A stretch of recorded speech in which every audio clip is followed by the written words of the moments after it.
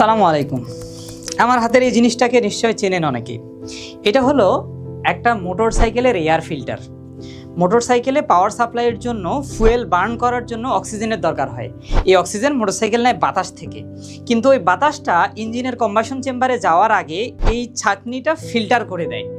অর্থাৎ বাতাসে যদি কোনো ধুলাবালি ময়লা আবর্জনা থাকে তাহলে এই ফিল্টারের মধ্যে আটকে যায়, একদম ফ্রেশ এয়ারটা মোটরসাইকেলের কম্বাসন চেম্বারে যায়, যেখানে অক্সিজেনের সাথে ফুয়েল বার্ন হয়ে এনার্জি পাই। এখন আমার এটা দেখানোর আসলে উদ্দেশ্য কি, যে ডাক্তার মানুষ আমি আবার মেকানিক্যাল ইঞ্জিনিয়ার হয়ে গেলাম কিনা, এমন কোনো কিছু না। এটা দেখানোর একটাই উদ্দেশ্য, এই এয়ার ফিল্টারটা আমি মোটামুটি ইউজ করছি 1 বছরের মতো, 1 বছরের কম সময়, এবং এই ফিল্টার দিয়ে গাড়ি চলছে 7 থেকে 8,000 কিলোর মতো। এবং এর চেহারা দেখেন, পুরোটাই ধুলো দিয়ে অবস্থা খারাপ, একদম কালো হয়ে গেছে। বর্তমানে এর ভিতর দিয়ে একদমই বাতাস পাস হয় না, যার কারণে শোরুম থেকে বললো ভাই এটা চেঞ্জ করতে হবে। এটা চেঞ্জ করার সময় আমার মাথায় চিন্তা আসলো, আচ্ছা ওই একই বাতাস তো আমরা প্রতিদিন নিচ্ছি শ্বাস প্রশ্বাসের সাথে, তার মানে একই পরিমাণ ধুলাবালি আমার ফুসফুসের মধ্যেও যাচ্ছে।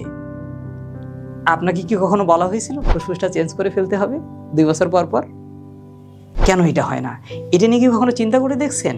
আমাদেরকে সৃষ্টি করার প্রত্যেকটা অর্গানের পিছনে আল্লাহ তাআলার একটা মহত্ব আছে।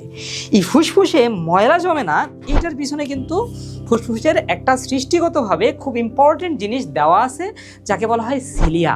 সিলিয়া নামক এই জিনিসটা একটা ঝাড়ুর মতো কাজ করে, এবং ফুসফুসে যত ময়লা আবর্জনা প্রবেশ করে এটাকে সে ঝাড়ুর মতো ক্লিন করে দেয়। তার পরবর্তীতে গবলেট সেল নামক কিছু কোষ আছে আমাদের দেহে, যেটা মিউকাস বা সর্দি জমা করে, যেটা আমাদের শ্বাসনালীতে জমা হয়। পরবর্তীতে এই ধুলোবালিটা সর্দির সাথে মিক্স হয়ে বা মিউকাসের সাথে মিক্স হয়ে বাইরে বের হয়ে আসতেছে। ফলশ্রুতিতে কিন্তু লাংস থাকতেছে একদমই ক্লিয়ার। তার মানে আল্লাহ তাআলা যে সূরা আর রহমানে বারবার একটা কথা বলছে, ফাবি আই আলা ইরব্বিকু মা তুকাজ্জিবান, অতঃপর তুমি তোমার প্রতিপালকের কোন কোন নিয়ামতকে অস্বীকার করবে। এখানেও কিন্তু আল্লাহ তাআলার একটা নিয়ামত।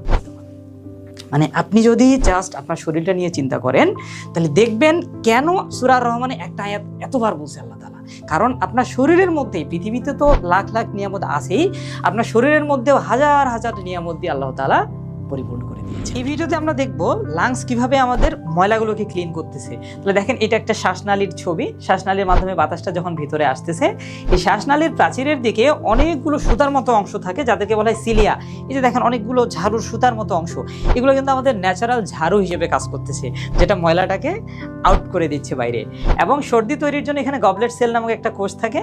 এই সর্দিটা আঠালো হয়, ধুলাবালি কিন্তু এখানে আটকে যায় আর ভিতরে যাইতে পারে না।